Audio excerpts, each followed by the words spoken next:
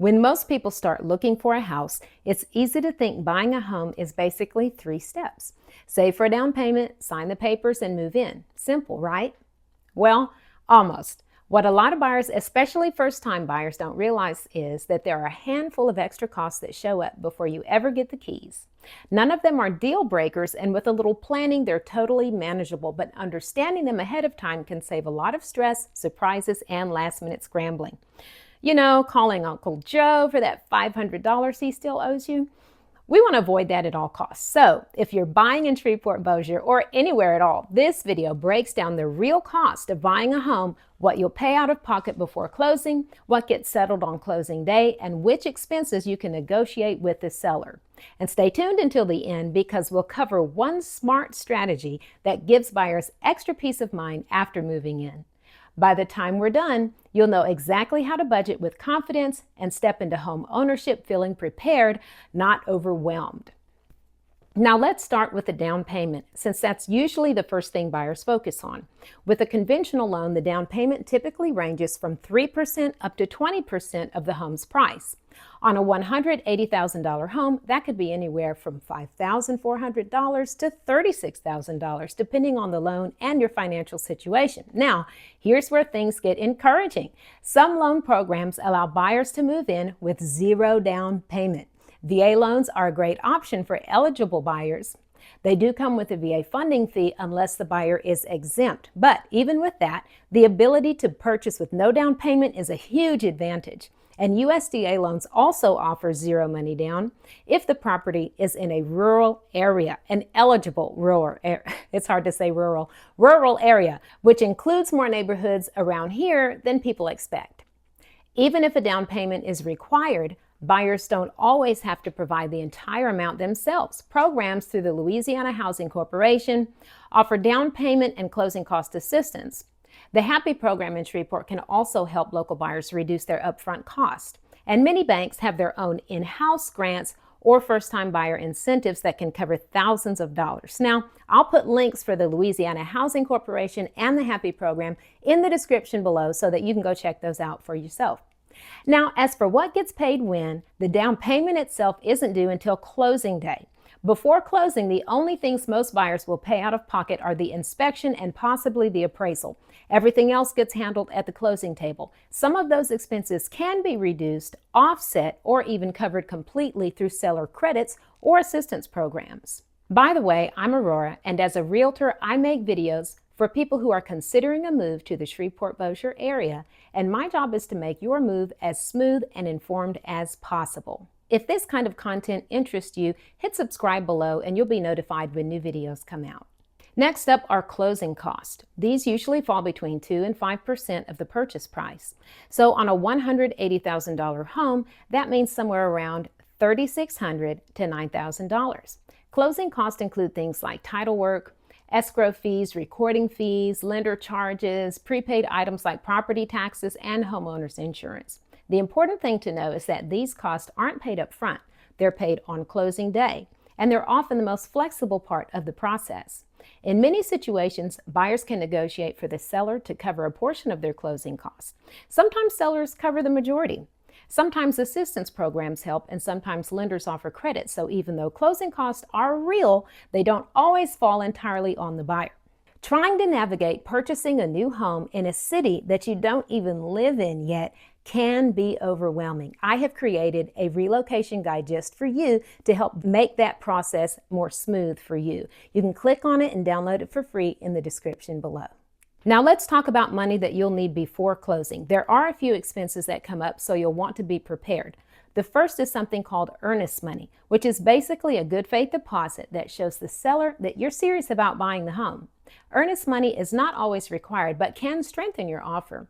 The good news is that earnest money isn't an extra fee. It gets credited back to you at closing and usually goes towards your down payment or closing cost.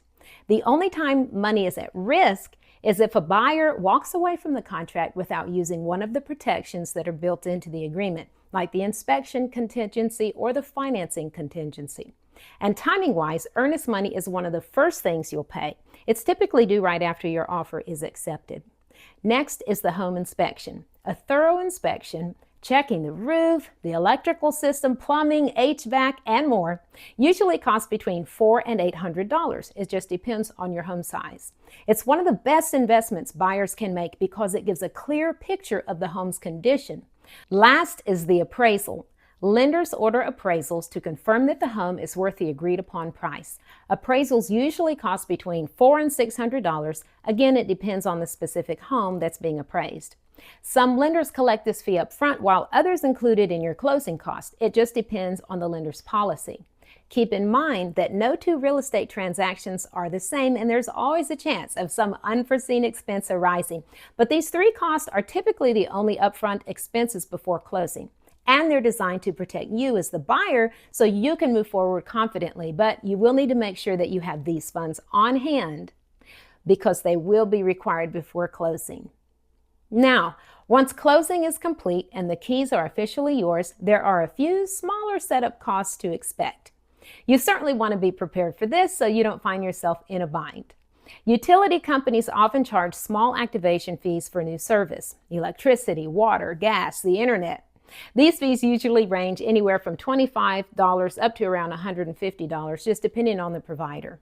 Many homeowners also schedule a deep clean before moving in.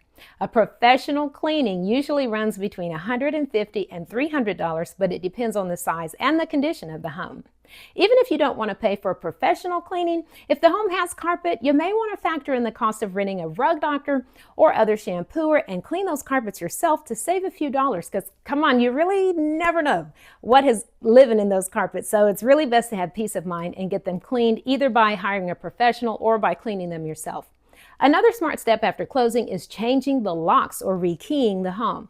Even if the previous owner hands you a full set of keys, you never really know who else might still have access. You know, that cousin that overstayed their welcome, the repairman that needed to come in while the owner was at work and never gave back the key, the neighbor who was given a set of keys while the owners were out of town.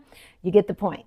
Rekeying is typically pretty affordable, often around $75 to $150 per lock, depending on the locksmith and the number of doors, and is an included service in some home warranties. It's a small cost that buys a lot of peace of mind. Now, don't overlook this because I did this myself. There were locks on the inside doors in my house and I didn't have all the keys. One of them was locked by mistake and we had to call a locksmith to come and open that door. So make sure you get those keys as well. Then there's furnishing and decorating with things like blinds, curtains, rugs, or a couple new furniture pieces. Most buyers spend anywhere from $500 to $2,500 depending on what they already have. Not to mention that orange accent wall that you just can't tolerate.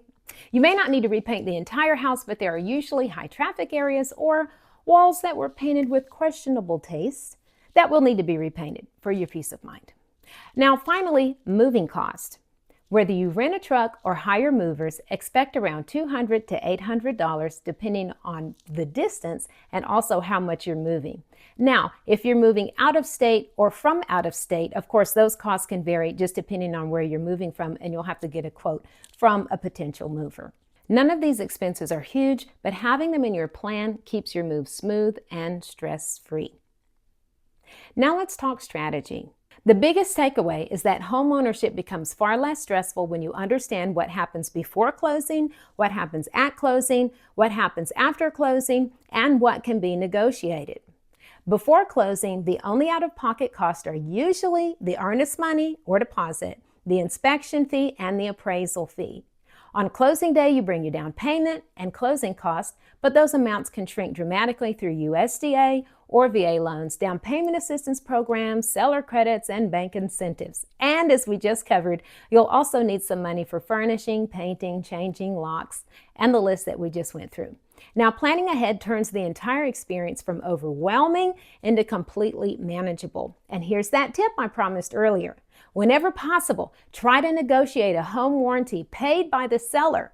It's an inexpensive add-on, but it offers you a full year's peace of mind on major systems and appliances after moving in. Make sure to tell your real estate agent that you want to include that as part of your negotiations. Now, buying a home is a big step, but with the right information and a solid plan, it's absolutely achievable. Now, we've prepared you so that you don't find yourself making mistakes when it comes to having your finances in order to purchase a home. But if you want to learn about some more mistakes to avoid, click here to watch this video.